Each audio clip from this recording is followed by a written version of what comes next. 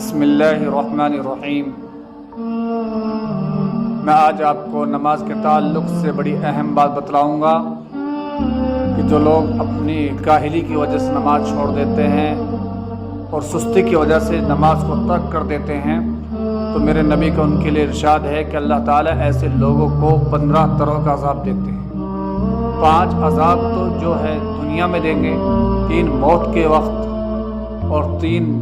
قبر میں اتارنے کے بعد اور 3 جو ہے قبر سے اٹھنے کے بعد۔ 5 دنیا میں اللہ تعالیٰ عذاب دیں گے ایسے انسان کو جو نماز میں سستی کرتا ہے۔ سب سے پہلے اس کی زندگی سے برکت ختم کر دی جائے گی، دوسرے نمبر پر صلح کا نور ختم کر دیا جائے گا، تیسرے نمبر پر اس کی دعائیں قبول نہیں ہوگی، اور چوتھے نمبر پر جو ہے نیک جو عمل کیے اس میں ان کا اجر ختم کر دیا جائے گا، اور 5واں جو ہے نیک لوگوں کی دعا میں اس کا کوئی حصہ نہیں ہوگا۔ یہ 5 طرح کا عذاب ہے جو دنیا کے اندر اس کو ملے گا۔ اور 3 موت کے وقت کون سے عذاب ہیں؟ وہ یہ ہے کہ سب سے پہلے تو وہ ذلت سے مرے گا، دوسری کیا ہے کہ دوسری یہ ہے کہ پیاسا مرے گا، اگر جو اسے سمندر کا پانی پلا دے لیکن اس کی پیاس جو ہے بجھے گی نہیں، اور تیسری کیا ہے کہ بھوکا مرے گا۔ اب جو ہے قبر میں اتارنے کے بعد 3 عذاب کون سے ہیں؟ وہ یہ ہیں کہ سب سے پہلے اس کی قبر کے اندر آگ جلا دی جائے گی، دوسرے قبر کو تنگ کر دیا جائے گا، دائیں پسلی بائیں طرف، بائیں پسلی دائیں طرف،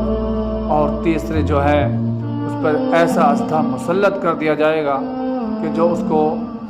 دستا ہی رہے گا، اور کب سے کب تک اس کے بارے میں آتا ہے کہ اس کی آواز اتنی کڑک، جس طرح بارش کے موسم میں بجلی کی آواز ہوتی ہے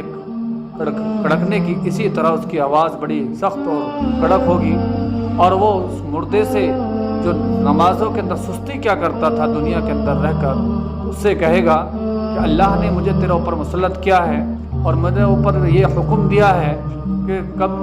فجر سے ظہر تک ڈستا رہوں اور ظہر سے عصر تک ڈستا رہوں تجھے، اور عصر سے مغرب تک اور مغرب سے عشاء تک ڈستا رہوں، اور عشاء سے فجر تک ڈستا رہوں، اور یہ سلسلہ اس کے ساتھ جو ہے قیامت تک چلتا رہے گا۔ اور 3 جو ہے قبر سے اٹھنے کے بعد، ایک تو اللہ تعالیٰ اس سے ناراض ہوں گے، غصے میں ہوں گے، اور دوسرے جو ہے اس کے ساتھ سختی کے ساتھ حساب کیا جائے گا، اور تیسرے جو ہے اللہ تعالیٰ اسے جہنم میں دھکیل دیں گے۔ تو میرے عزیز ساتھیوں، ہمیں چاہیے میرے دوستوں، اسلامی بھائیوں، کہ نمازوں کی پابندی کریں، نمازوں کا اہتمام کریں، اور یہ لازم پکڑیں کہ اللہ نے ہمارے اوپر نماز کا حکم دیا ہے، تو ہمیں ہر حال میں،